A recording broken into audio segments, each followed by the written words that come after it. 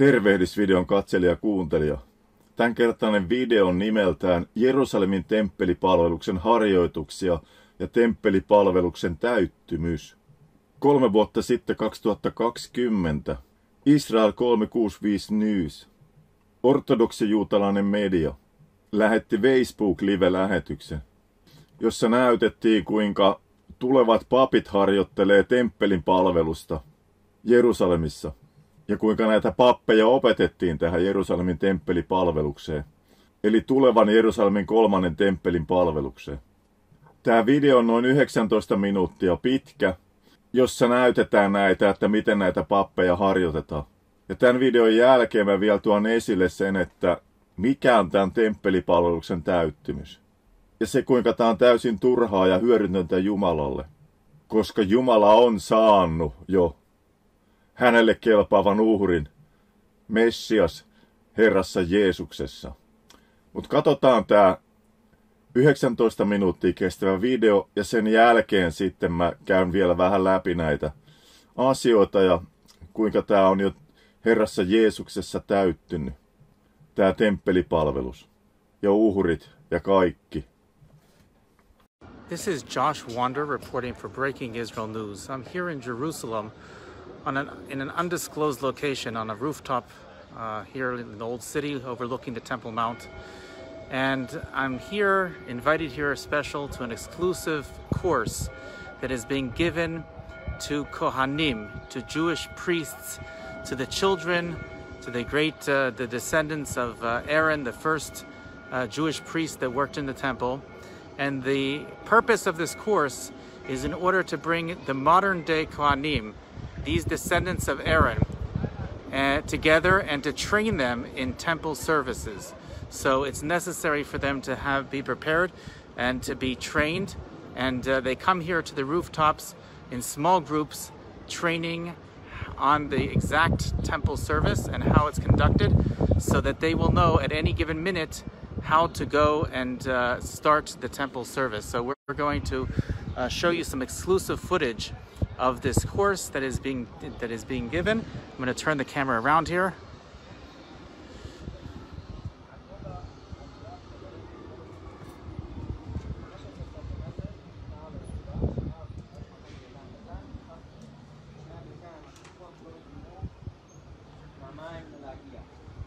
And as you can see, the course head is Rabbi Baruch Kahana, and they have a mock altar here, a mizbeach, at both the external altar as well as the internal one for the incense. They have donned their special temple garb, and right now they're describing the temple garb and how one goes about wearing it, as well as how one begins the service by properly washing their hands and their feet.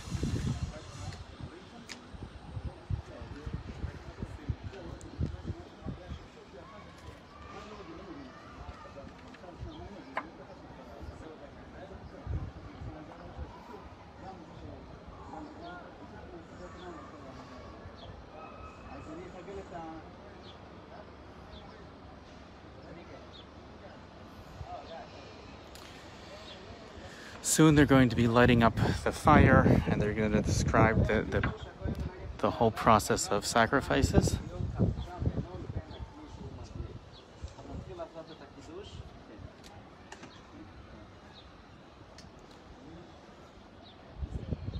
So now they're showing how they properly wash before each temple service. It is obligatory, as a commandment, that they say a blessing and they wash their hands and feet together out of a special vessel in the temple.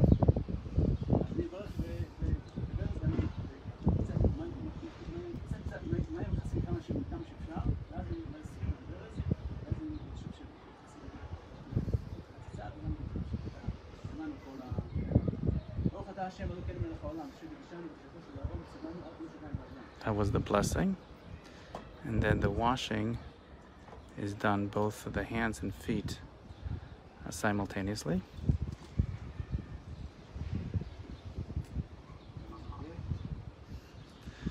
Now, as far as the garments that they're wearing, these are special temple garments.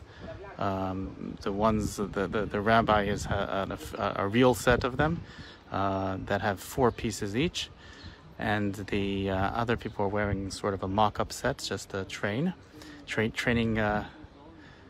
pairs, and each one is going through the process, practicing how one goes through the process of blessing and washing and preparing themselves for the temple service.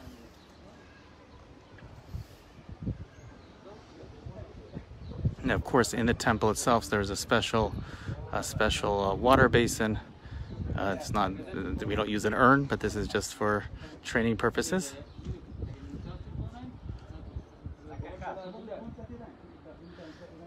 The question was asked as far as having any separation between one's hands if one has long nails or something of that sort. It has to be the water has to go directly on the hands and feet, so there can't be any separations.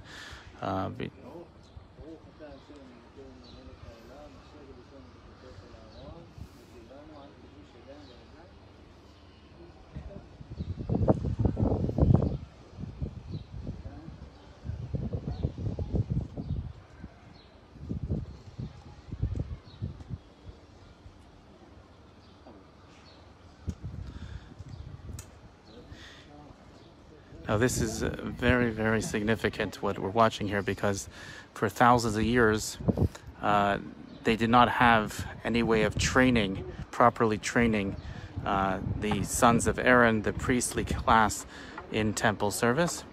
And this is the first time here in Jerusalem that we see them gathering together and starting to practice these rituals. And because they know that at any given moment the temple can be built on the Temple Mount, which is we're just a couple hundred meters away from right now.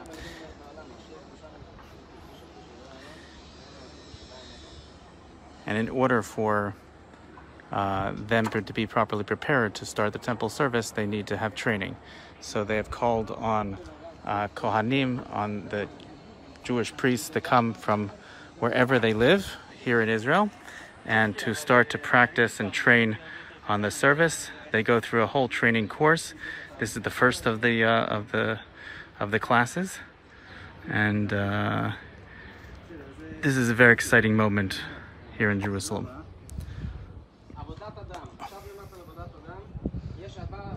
This is another temple service which involves the catching of the blood of an animal that is sacrificed. They're going to be using water in place of blood, of course, but they're just showing how it's done.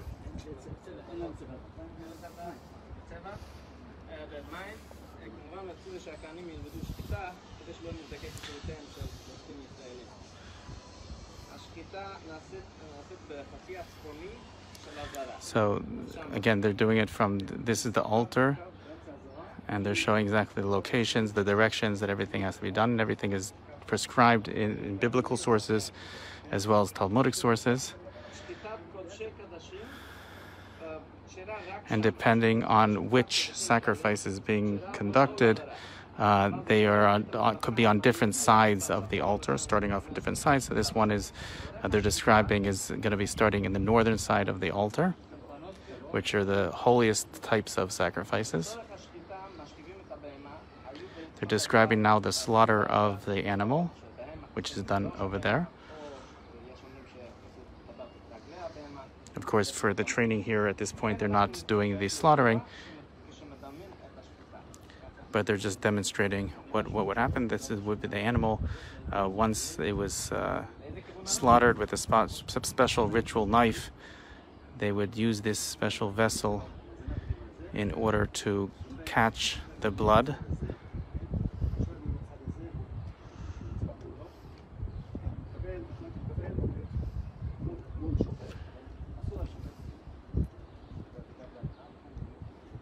He's saying that the Holy of Holies is behind them, and that they're not allowed to turn their backs to the Holy of Holies. So they will be standing on an angle.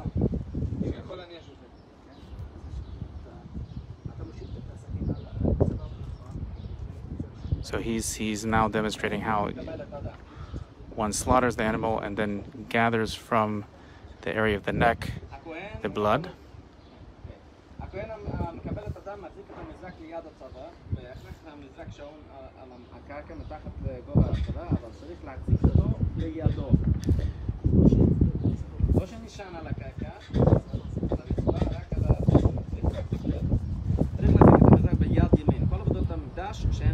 It has to be held with the right hand, and it has to be held directly underneath the animal.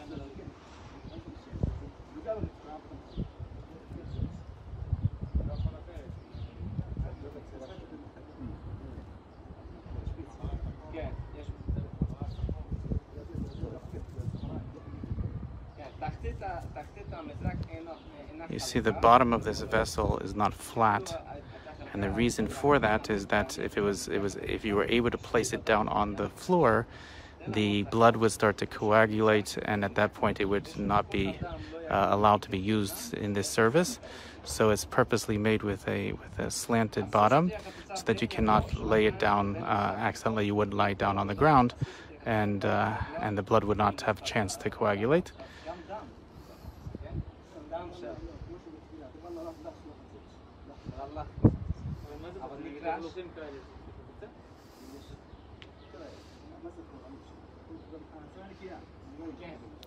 Again, they're discussing that there can't be any separation between themselves and the floor. Again, notice that they're not wearing shoes. They're not allowed to wear shoes in the temple, so they have to go barefoot.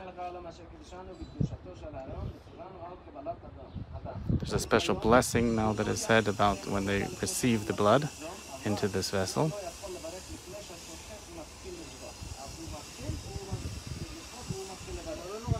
As soon as the ritual slaughters the animal, at that point the blessing can be recited. They have to gather up all the blood that is drained from the animal at that point, until the animal is completely dead. They have to gather that into this vessel.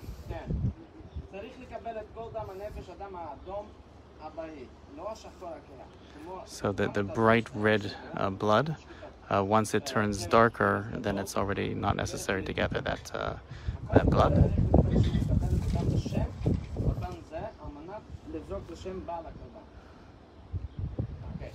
And they have to have in mind that they're doing this for the person that is bringing the sacrifice.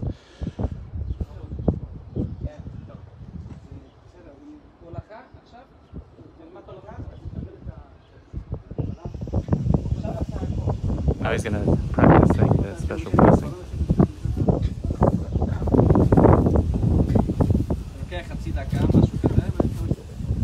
So about half a minute they're collecting that blood, and now that blood is going to be poured on the altar.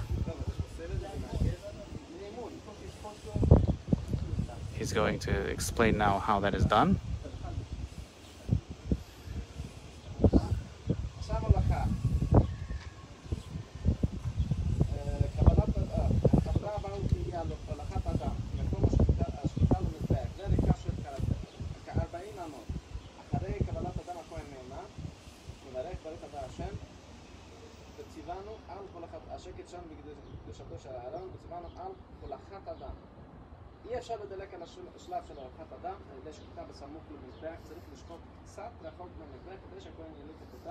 A part of the ceremony is also walking the blood, meaning one doesn't do this right next to the altar, but it's done a little bit further distance from the altar, and after the blood is collected they have to walk it to the altar, and there's a special blessing that is made, and then it's brought to the altar, to the southern side of the altar.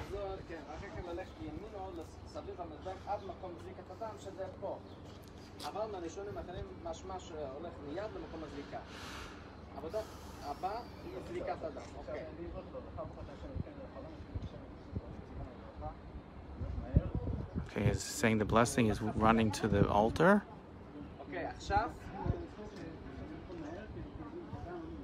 Again, it has to be done quickly, he says, in order to make sure that the blood does not coagulate that's been collected.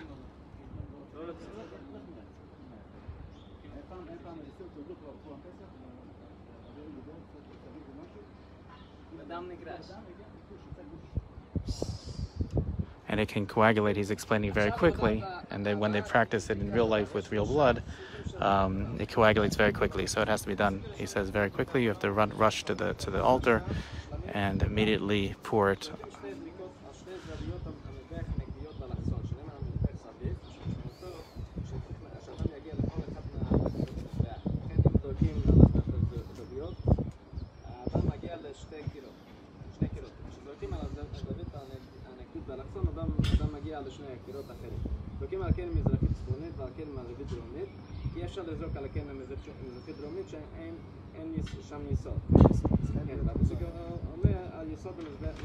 So he's saying that it has to be poured on specific sides of the altar.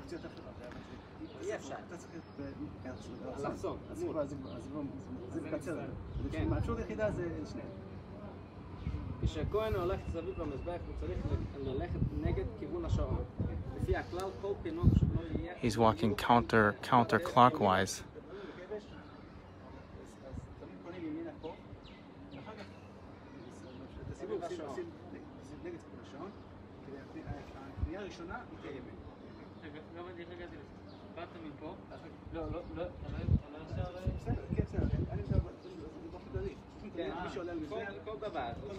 So he was asked how one got from the northern side over here and had to go counterclockwise, and he was explaining that at all the services, he was explaining in all services it has to be counterclockwise, not specifically the one that they're training on or describing right now.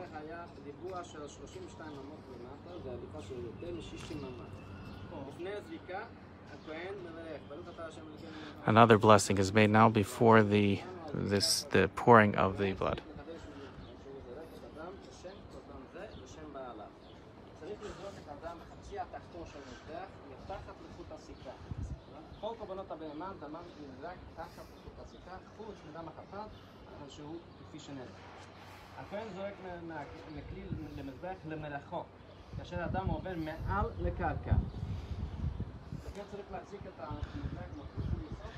It has to be done from a little bit of a distance, approximately a couple feet.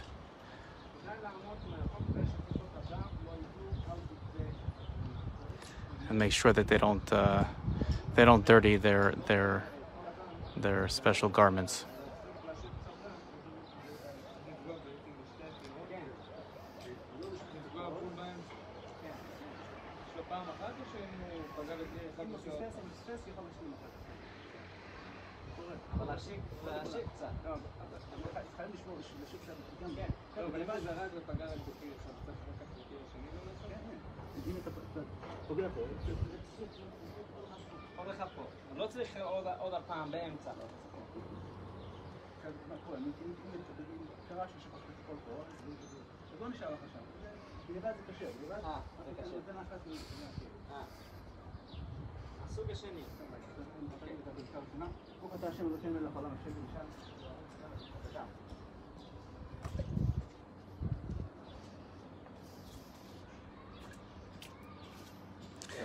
That was the blessing and the demonstration of the spilling, the pouring of the blood on the corners of the altar.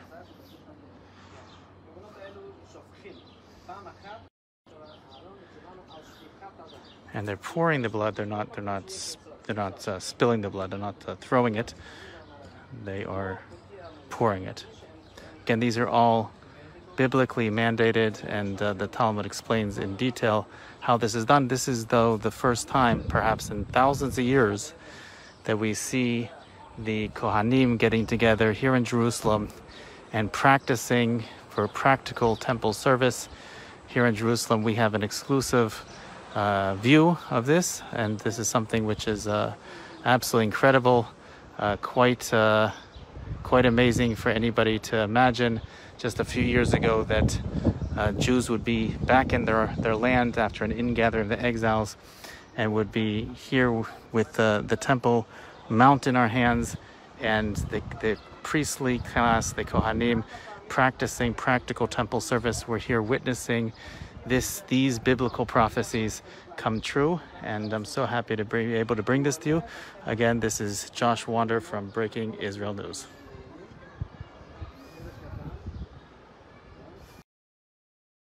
No niin, siinä oli se video ja nähtiin vähän, että miten niitä pappeja harjoitettiin.